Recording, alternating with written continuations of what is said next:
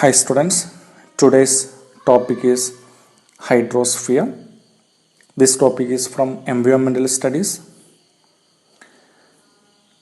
After studying this video, you shall be able to know about hydrosphere, hydrological cycle, river water composition, fresh water, surface water and groundwater. In the previous video, we will discuss about lithosphere and the formation of soil and what are the components of the soil. Today in this video, we will discuss about hydrosphere. Hydrosphere is the word used to describe the water bodies found in the planet. Hydrosphere include water in the form of surface water, groundwater, vapor water, that means found in the atmosphere. Hydrosphere means the hydrosphere is the part of the planet that's made of water. The hydrosphere includes water that is on the surface of the planet, underground and in the air. Hydrosphere include various water resources such as river, seas, lakes, ocean, glaciers, groundwater and streams, etc. Water is essential not only for the sustenance of human life and activities but for the quality of life as well. About 60 to 70% of our body is water. We can survive for weeks without food but only a few days without water. Now look at the distribution of water in different forms on our earth. 71% of our earth is covered with water and the remaining 29% is land. 97% of this available water is seas and ocean. It is not fit for drinking purposes and the remaining 3% is fresh water and it is fit for drinking. Of the total fresh water, 2% is located in glaciers and ice caps. Just 1% is located in rivers and lakes. This 1% is available for drinking purposes. The major use of fresh water is 50% fresh water is used for the thermal power plant, 30% is used for irrigation purposes. Of this, 13% is used for industrial water uses. Only 7% is used for the domestic uses. Now look at the different forms of water present in the atmosphere. In atmosphere, water is found in three different types. The number one is liquid form, number two is vapor form, number three is ice form. In liquid form, liquid water exists on the surface in the form of ocean, lakes and rivers. It also exists below the ground as groundwater in wells and aquifers. Aquifers means an underground layer of rocks or earth which hold groundwater. And the second one is vapor state. Water vapor is most visible as clouds and fogs. Then third one is the frozen part of earth hydrosphere is made of ice as glaciers, ice caps and iceberg. So we can say that water exists in three states of matter, that is solid, liquid, gas. Now a question arises here is that why is the hydrosphere important? We rarely think about the role of the planet that keeps us alive and take hydrosphere for granted. The major importance of hydrosphere is that water sustains various life forms and plays an important role in ecosystem and regulating the atmosphere. Hydrosphere covers all water present on the earth's surface. It involves salt water, fresh water and frozen water along with groundwater and water in the lower level of the atmosphere. Following are the functions of hydrosphere. The first function is water is the most important part of living cells. Every cell in living organism is built up of about 75% of water and hence allows the cell to functions appropriately. Cells would not able to carry our normal functions and life cannot exist without water. The second function is human needs. Humans use water in many ways. Drinking water is the most obvious use, but it is also used for domestic purpose like washing and cleaning and in industries. Water is also used in generating electricity through hydropower. The third function is water provides habitat. Hydrosphere provides place for many plants and animals to live. Many gases like carbon dioxide, oxygen, nutrients like ammonium and nitrate as well as the other ions dissolved in water. The presence of these substances is essential for life to exist in water. Next one is regulate climate. The water's specific heat is its unique characteristics. This indicates that water takes a lot of time to heat up and a lot of time cool down. It helps in regulating temperature on the earth as they stay in a range which is acceptable for life on earth to exist. Next topic we are going to discuss here is how human activities affect the hydrosphere. Irresponsible human activity can cause our hydrosphere. The irresponsible human activities like cutting down of tree, discharge of waste from industries, burning of fossil fuel can negatively affect the nature of the hydrosphere.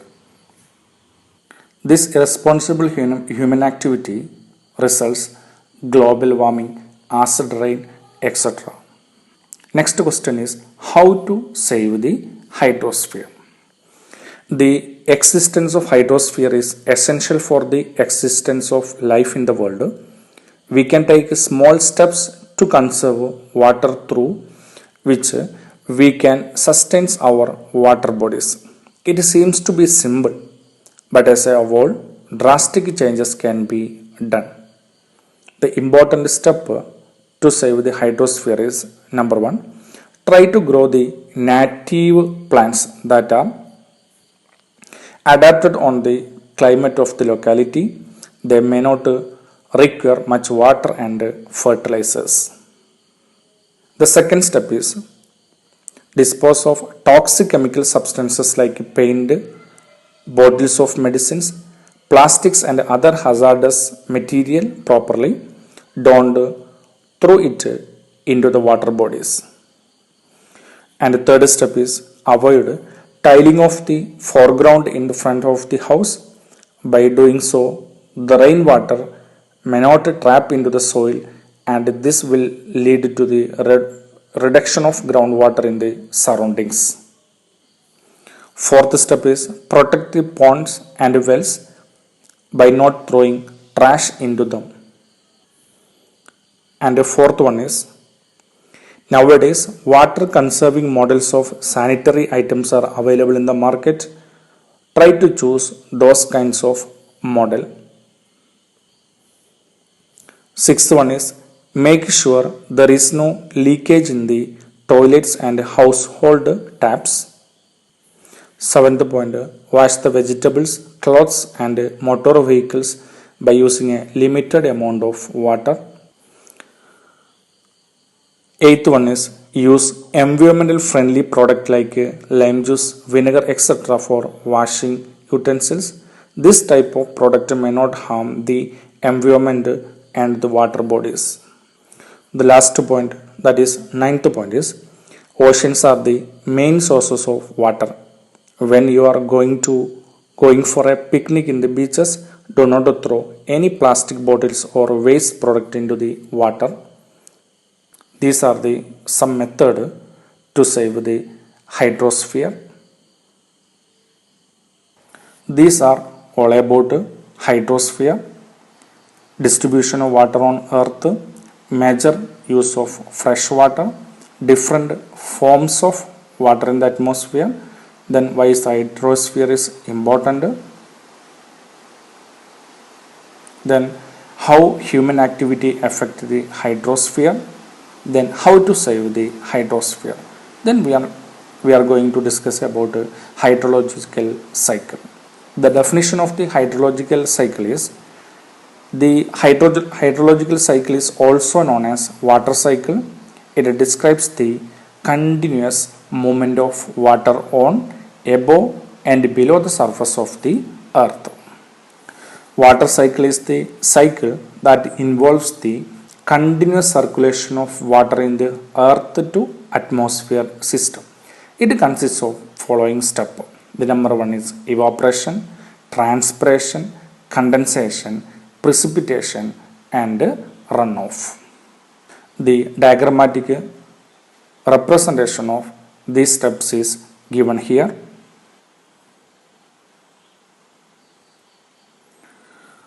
The steps involved in this diagram is number one is evaporation, transpiration, condensation, precipitation and runoff. Water continuously disperses during the day from various water bodies like river, ocean, lakes, etc.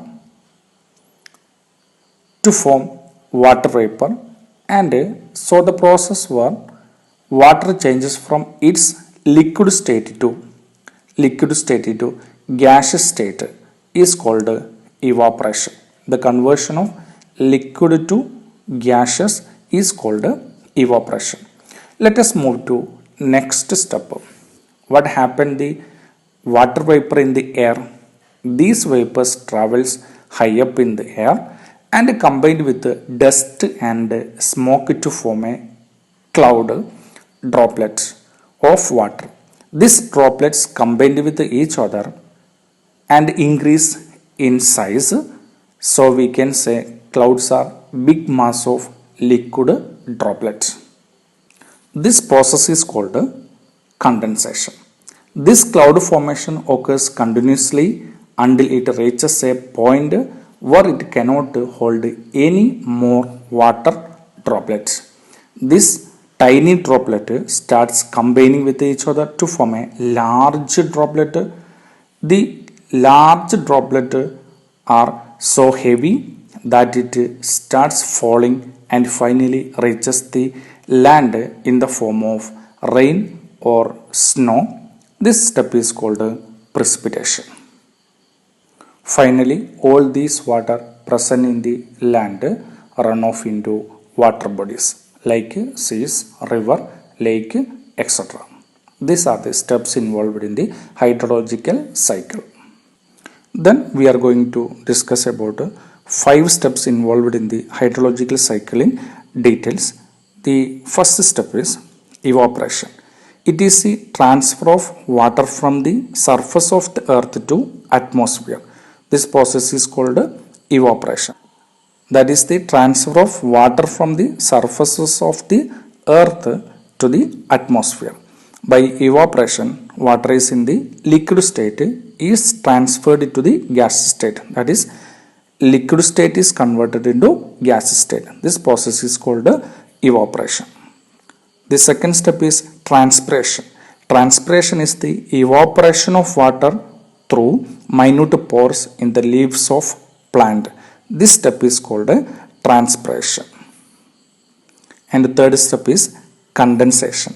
The transformation of water vapor to liquid water droplet in the air, creating clouds and fog. This step is called condensation. That means transformation of water vapor to water droplet in the air is known as condensation. Then precipitation, condensed water vapor that falls to the earth surface. Most precipitation occurs as rain, but also include snow, fog, drip and sleet. Next point is surface runoff. Runoff is the quantity of water discharged in the surface stream to water body. Surface runoff, also known as overland flow, is the flow of water occurring on the ground surface when excess rainwater, storm water, meltwater, or other sources. This can occur when the soil is saturated by water to its full capacity and that the rain arrives more quickly than the soil can absorb it. Surface runoff is a major component of the water cycle. These are the steps involved in the water cycle, that is evaporation, transpiration, condensation, precipitation and surface runoff. Then we are going to compare the sea and river water. Sea is the huge body of water, river is the thin and long body of water. Sea contained salt water, but in river contain only fresh water. Sea take billions of years to form, but the river so some many only take several years to be formed. In sea, these are huge water bodies covering 2/3 of the earth's surface, but in river it is a flowing water body that end up in a sea or an ocean. In sea are naturally formed, rivers are also naturally formed. The ocean does not help in generating hydroelectricity, but in river helps in generating hydroelectricity. Then surface water and groundwater. Surface water is all water above the land, including lakes, rivers, stream, ponds, flood water. It is usually not very high in mineral content. It is called as soft water due to its less mineral content.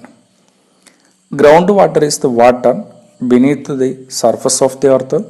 It is commonly contained less contamination than surface water because the rock tend to act as a filter to remove some contaminants.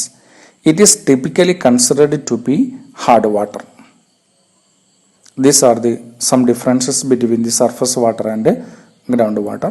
Then we are going to sea water composition versus river water composition. That is the properties of sea water and river water. The number one is, now first property is amount or number. Huge number of dissolved elements are present in sea water. Low number of dissolved elements are present in river water.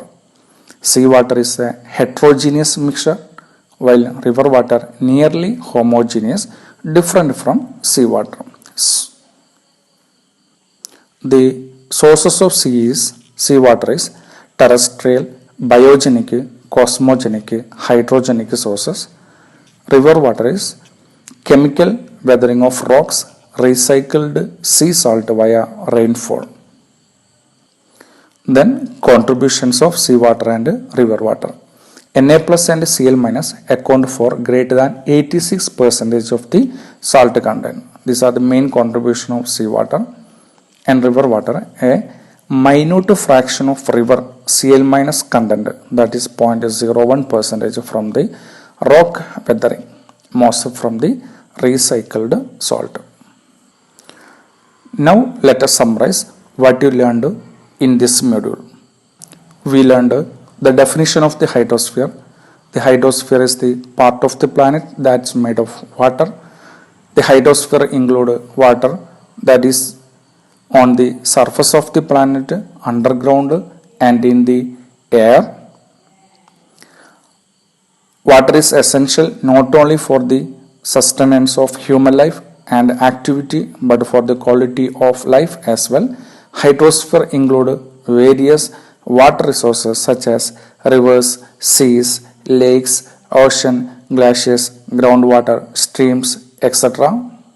Now, what is the distribution of water on earth? Major uses of fresh water, then different forms of water present in the earth, then hydrological cycle, what are the steps involved in hydrological cycle, and difference between sea and river, surface water and groundwater, then sea water and river water composition. Okay, these are all about hydrosphere.